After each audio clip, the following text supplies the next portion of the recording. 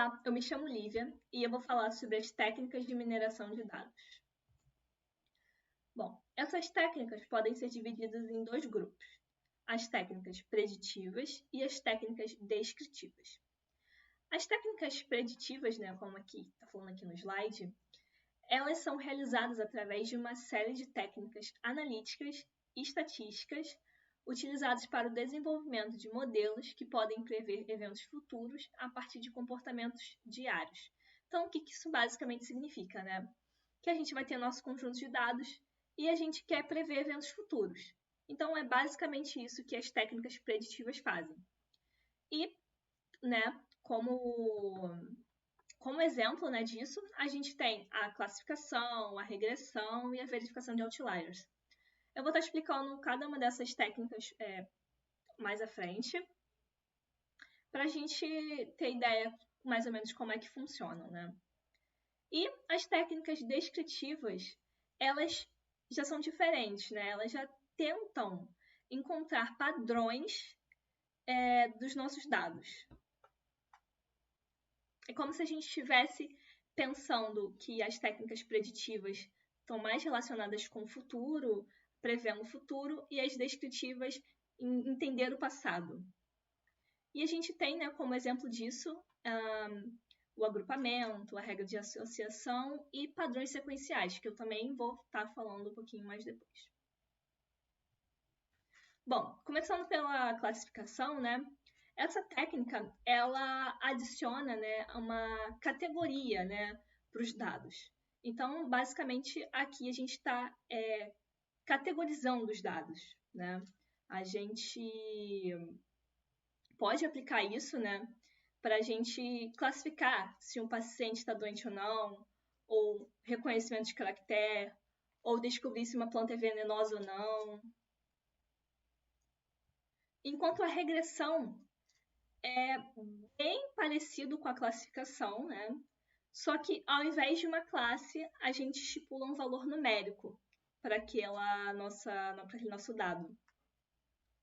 Então aqui a gente já vai estar conseguindo prever quanto uma pessoa ganha a partir de algumas observações, ou a quantidade de vendas de um novo produto baseado nos gastos com a propaganda e afins. Já a detecção de desvio ou verificação de outliers é uma técnica utilizada para encontrar os dados que não vão corresponder a um padrão de comportamento esperado. Então, um exemplo disso são as fraudes em cartão de crédito, que a gente consegue detectar a partir de verificação de outliers, porque a gente vai ter lá o padrão de consumo do usuário e quando esse consumo não for parecido com o padrão que ele tem, a gente vai ver que tem alguma coisa errada ali e pode ser uma fraude.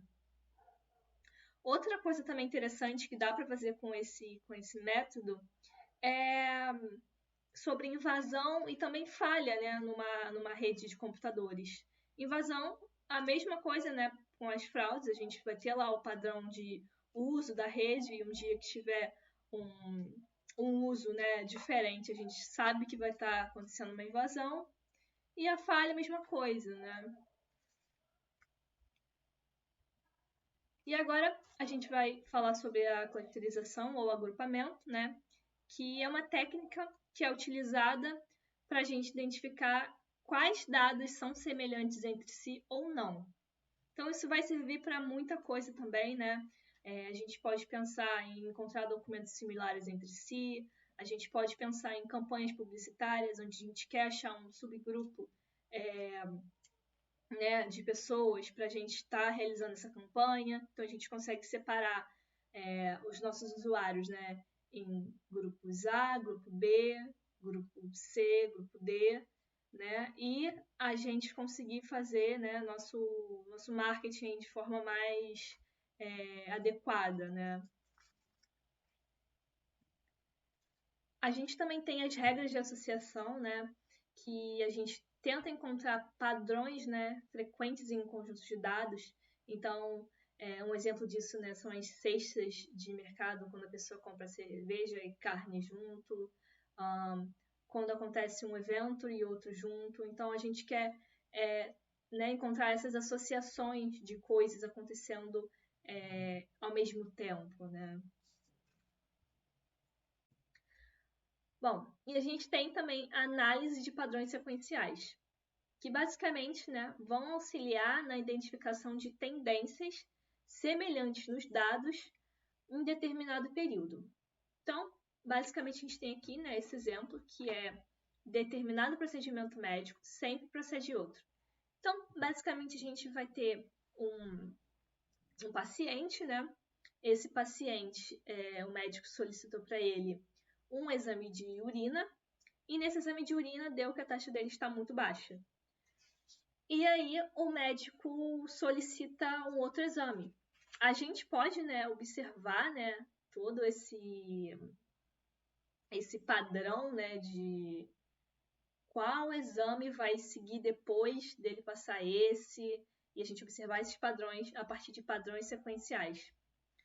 Outra coisa também, né, que a gente pode descobrir com padrões sequenciais é em determinado local, né, tem um monumento A, e as pessoas, sempre que vão nesse monumento A, em seguida vão no monumento B.